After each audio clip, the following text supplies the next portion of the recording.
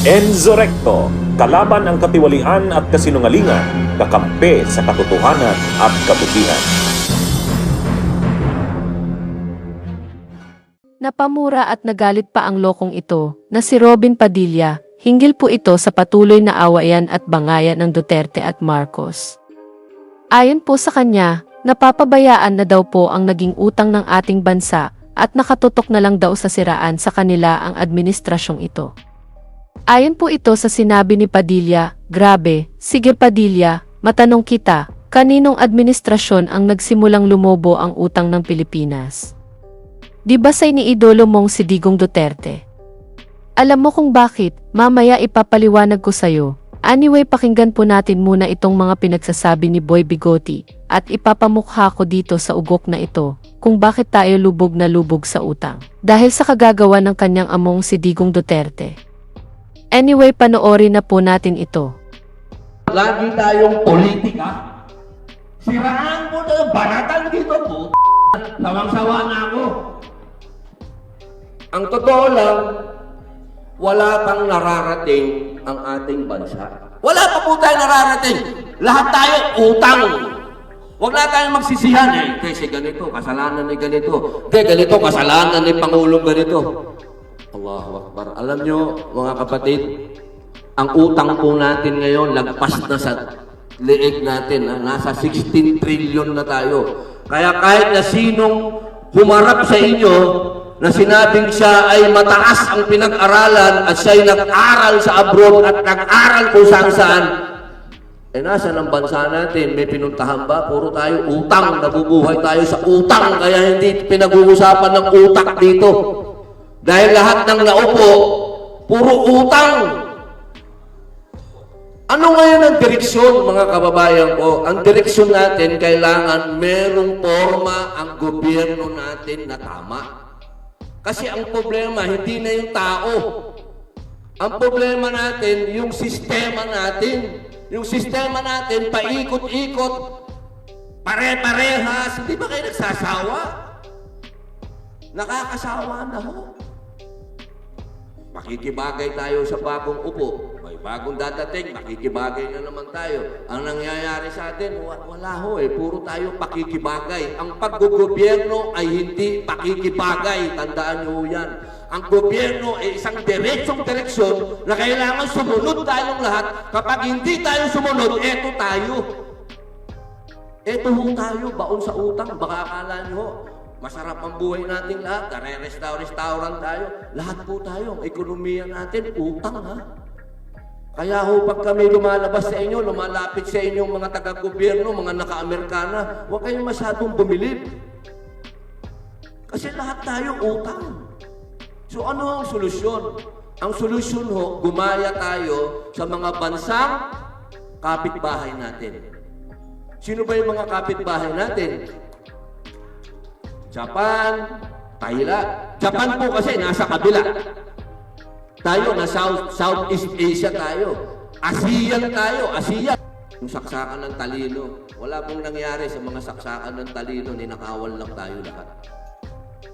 Ang kailangan po natin may common sense na naiintindihan na ang kailangan ng bansa, negosyo, puhunan, trabaho, hindi ayuda.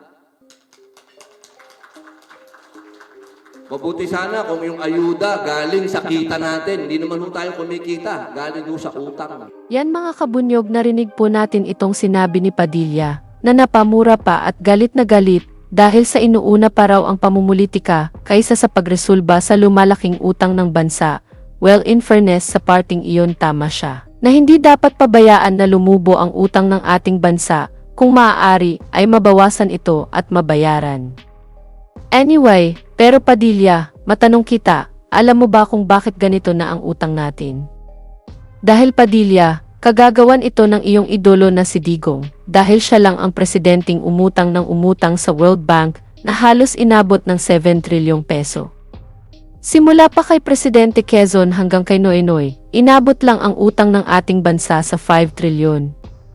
At nang umupo at natapos ng termino si Digong, inabot na ito ng halos 12 trilyong peso. Halos 7 trilyon ang nahiram ni Digong sa 6 na taon niyang pamumuno. Anyway, Kung ang idadahilan ng mga DDS na, kaya lang siya umutang ng ganun kalaki. Dahil sa pandemya nangyari noong presidente pa siya, pero grabe naman, 7 trilyon talaga. At ito pa, ang tanong, sa pandemya ba talaga napunta lahat ng pera na inutang? Or sa bulsa ng mga abusadong politiko, tulad nitong si Digong? Dahil po mga kabunyog, kung maaalala po natin, yung makontrobersyal na Pharmaly scandal, na halos bilyong-bilyong peso ang pinagbili daw ng pag-COVID kit, pero nadiscover na puro mumurahin lang pala ang mga ito. Anyway, panoorin po natin itong paliwanag at birada ni Larry Gadon, kahit na may pagkabastos itong taong ito. Pero sa mga sinabi niya ngayon, hindi ako kontra, dahil tama yung pinagsasabi niya dito. Last week ay naging headline at front page ang tungkol sa utang ng Pilipinas na aabot ng 17.25 trillion pagdating ng 2025. At yan ay dahil sa nagpatong-patong na yung interest at principal na galing sa pagkakautang natin doon sa COVID-19 funds. Ito ang gusto kong iliwanagin dyan. Kasi ang nangyayari, sinisisi agad kay Pangulong Bongbong Marcos at yung iba naman ay sinisisi pa magmula kay the late President Ferdinand Marcos Sr. Ito ngayon, gusto ko ibigay sa inyo yung history ng utang ng Pilipinas. For 89 years, magmula sa kay Presidente Manuel Quezon hanggang kay President Noynoy Aquino. 89 years yan. 14 presidents yan, no? Magmula kay Quezon, Osmeña, Garcia, Macapagal, etc. Fidel Ramos, Arroyo, Noynoy Aquino, Marcos, etc. Yan ay umabot ng 6.6 trillion pesos. Yan 14 presidents hanggang 89 years, no? Ngayon, bakit lumobo ang utang ng Pilipinas? Doon lamang, hindi ito masyadong napapansin doon lamang sa 6 na taon na panunungkulan ni former President Rodrigo Roa Duterte ay nakautang ang administrasyon niya ng 7.2 trillion. Mas mahigit pa yung inutang niya kaysa doon sa 14 presidents, kaysa doon sa 89 years. Ito, 6 na taon, isang presidente, ang inutang ay 7.2 trillion pesos. Okay, ando na ako. Sabi nila, dahil daw sa mga ayuda-ayuda noong COVID-19, no? Dahil doon sa pandemic. Okay, tama, okay na ako doon, no? Kaya lang, ang problema, unti-unti lumalabas yung mga anomalya na kagaya nung sa Pharmaly, na yun pala napakalaki ng pondong ginamit. At yun ay may pinaburan lamang na supplier, contractor, na siya nakakupo ng lahat ng mga supplies doon sa PPE, no? Itong Pharmaly na pagmamay-ari ng isa sa closest advisor ni former President Rodrigo Roa Duterte. At may mga lumabas din na issue na si former Secretary Duque ng Department of Health mismo ay nagsasabi na inutusan siya na ilipat yung 57 billion pesos from DOH to special procurement ng DBM. Teka muna, bakit ganon? Bakit baliktad? Kasi ang talagang sistema niyan, ganito. Yung DBM or Department of Budget and Management ay yun yung nagre-release ng pondo sa iba't ibang ahensya, no?